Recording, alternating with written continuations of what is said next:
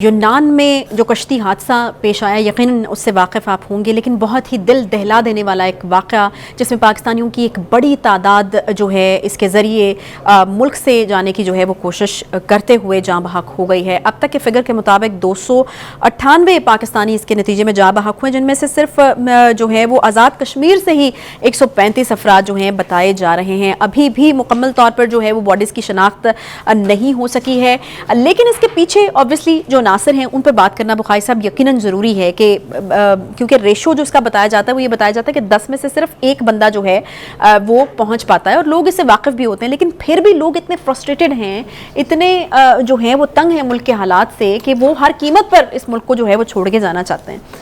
बिल्कुल आपकी बात ठीक है। ये ट्रेंड हमारे यहाँ आज की नहीं है, बहुत पुरानी है, और ना ही ये रूट नए हैं, रूट भी बहुत पुराने हैं। अच्छा। लेकिन इसके ऊपर कितनी तबाही माजी में हो चुकी है उसका किसी को अंदाज़ा लगाना मुमकिन नहीं है, इसलिए कि ये हादसा तो अक्सर होते रहते हैं और बहुत सारी जानों का नुकसान होता है। असल में तो जो दो बातें बहुत अहम है, एक तो ये कि जो हुकूमत का रिस्पॉन्स है to declare the national mourning, ये बहुत बड़ी बात है, इसलिए कि जिनके अफराद की जान गई है उनके लिए अब दिलासा ही बाकी है ना, मुझे बताएं, ज़िंदगियाँ तो वापस नहीं आ सकती।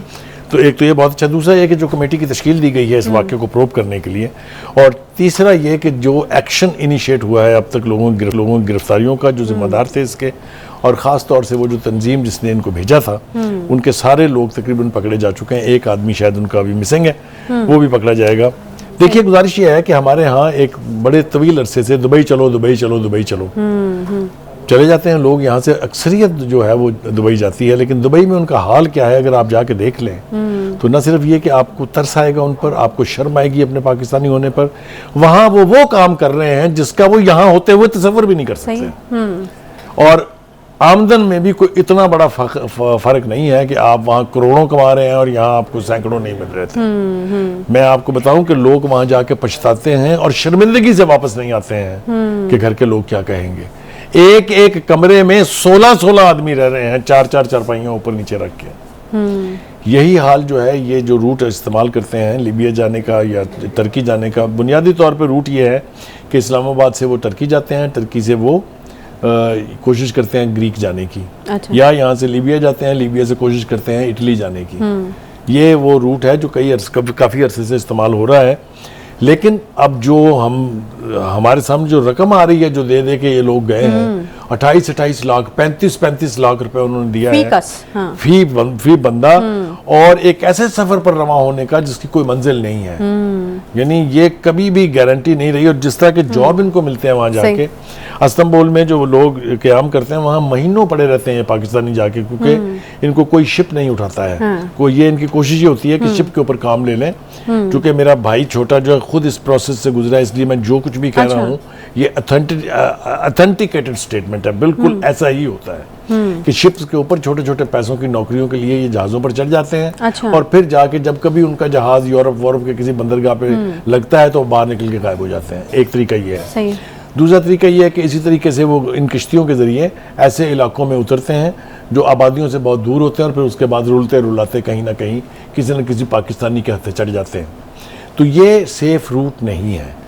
अब आप देखें, मुझे इस बात पर बहुत हैरत है कि अब कनाडा ने और ऑस्ट्रेलिया ने अनस्किल्ड लेबर तक की भी ओपनिंग दे दी है कि आप यहाँ आए, अप्लाई करें, बाकायदा तरीके से आए। तो उनको बजाय यहाँ रकम खर्च करने की अपनी किस्मत वहाँ आजमानी चाहिए। इनमें से अक्सरियत वो लोग हैं जिनके बुजुर्गों ने, वालिदैन ने उधार और कर्ज लिए हैं या अपनी ज़मीनें और प्रॉपर्टीज बेची हैं इन बच्चों को भेजने के लिए। तो मेरे ख्याल से इस वक्त ज़रूरत इस बात की है कि हुकूमत अवेयर करे इन गरीब खानदान के लोगों को भी कि इसमें रास्ता तबाही का है। सही। बुखारी साहब, अवेयरनेस भी हो जाएगी, ख्वाजा आसिफ ने भी बयान दिए हैं कि ठीक है हमारे पास 2 महीने हम कार्रवाई करें, कार्रवाई भी हो जाएगी, लेकिन इसके पसे पर्दा वो जवाब, वो फैक्टर जो कि इन बेचारे नौजवानों को मजबूर करता है ये मुल्क छोड़ने पर, मेरे ख्याल में वो सबसे इम्पोर्टेंट है। हाँ, मैं समझ रहा हूँ कि आपका इशारा महंगाई की तरफ है। ज़िंदगी यहाँ बहुत मुश्किल है, इकॉनमी जो है इंडिविजुअल्स की वो बहुत ख़राब है। ख़ास तौर से ये जो रूरल एरिया में लोग रहते हैं उनका हाल ज़्यादा पतला है, और आपने देखा कि इनमें से भी मेजॉरिटी लोग जो हैं वो गाँवों के हैं, जो अपनी ज़मीनें बेच के, जो अपने घर बेच के, अपने प्लॉट्स बेच के जो बाहर जा रहे हैं इस ख्वाब में कि शायद वो भी अपने ख़ानदान के लिए कुछ कर पाएँ। आपने एक तो वही बड़ी ज़बरदस्त बात की है कि इन हर 10 लोगों में से कोई एक शख्स अपनी मंजिल पे पहुंचता है। और इस फैक्ट को जानते बूझते हुए लोग फिर रिस्क लेते हैं। इसका मतलब है कि हालात वाकई इतने तंग हैं यहाँ पे। करेक्ट, वो तो कोई दो राय उसके बारे में नहीं है, ना हम इसको छुपा सकते हैं, ना हम इसको कोई रंग दे सकते हैं। इकोनॉमिक सूरत हाल, मुआशी सूरत हाल पाकिस्तान के 70% ठीक नहीं है। इसीलिए वो इस ख्वाहिश में कि शायद वो अपने ख़ानदान के लिए, कुनबे के लिए कुछ कर सकें, पाकिस्तान छोड़ते हैं और ये अनफेयर मींस इस्तेमाल करते हैं, ये इलीगल रूट इस्तेमाल करते हैं।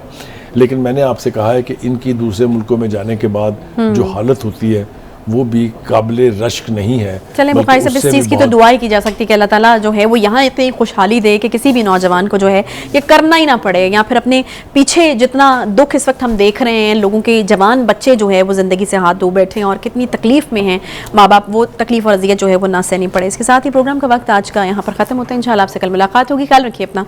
अल्लाह हाफ़िज़।